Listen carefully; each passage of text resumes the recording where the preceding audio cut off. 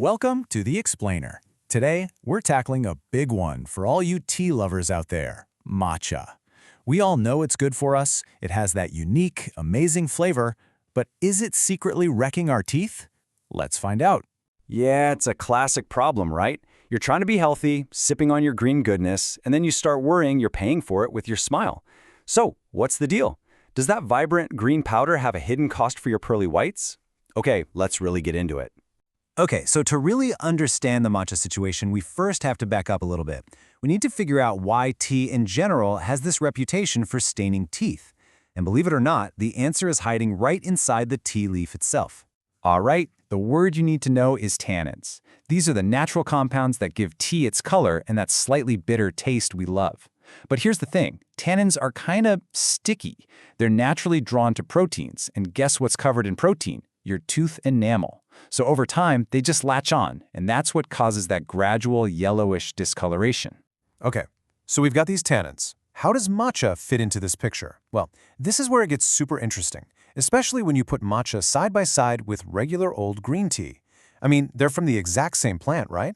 But the way we drink them, well, that changes everything. And this is the absolute key difference. Think about it. With regular green tea, you dunk a bag or some leaves in hot water, and then you throw them away. You're just drinking the water that the leaves soaked in. But with matcha, oh no, you're drinking the entire leaf, ground up into a super fine powder. That means you're getting a direct, full-strength dose of everything in that leaf, including a ton more of those staining tannins. So let's put on our microscopic goggles for a second and see what's actually happening on the surface of your teeth.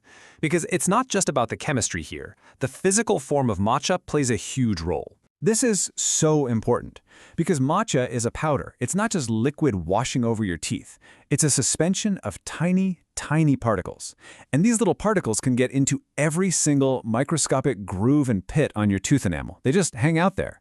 This gives those tannins way more contact time, way more opportunity to grab on and cause stains. It's a much bigger deal than just steeped tea. All right, I know what you're thinking. Great, so matcha is a definite no-go for a white smile. It sounds pretty bad, doesn't it? But hold on. Don't throw out your matcha whisk just yet. There is a huge plot twist to this story, and it has everything to do with the health of your mouth, not just how it looks. Turns out, the very same drink that might be a bit of a problem for aesthetics is actually a superhero for your oral health. Seriously, it's full of stuff that dentists get genuinely excited about. This is where you have to start weighing the pros and cons. Check this out. Matcha is packed with something called catechins.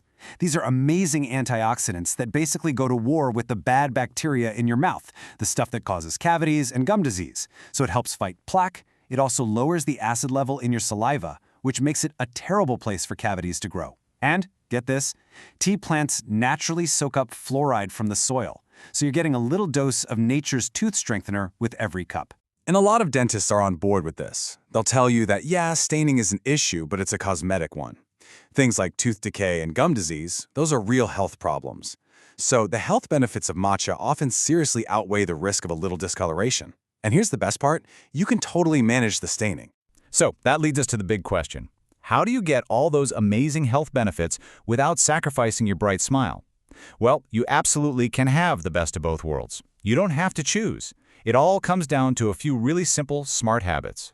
Okay, here are 3 super easy things you can start doing like tomorrow. First, use a straw, especially for iced matcha. It helps the liquid bypass your front teeth. Easy. Second, as soon as you're done, just take a sip of water and swish it around. This rinses away a lot of that powder before it sets in. And third, try having your matcha with a meal. When you eat, you produce more saliva, which is your body's own natural mouthwash. Now for the long game, for keeping that smile bright over time. Of course, nothing's going to beat your regular dental cleanings. They'll buff off any surface stains that build up. At home, an electric toothbrush can make a huge difference in polishing your teeth. And hey, you can even use your snacks to help. Crunchy foods like apples or carrots literally help scrub your teeth as you eat. Plus, things like cheese or yogurt have calcium, which helps keep your enamel strong and protected. So where does that leave us? Is your daily matcha a friend or a foe? Well, it's definitely not the villain of this story. It's actually a powerful friend to the health of your mouth. The staining is just a side effect, and a manageable one at that. So the real question isn't if you should ditch your matcha, it's about how you can enjoy it in a way that keeps both your mouth healthy and your smile bright.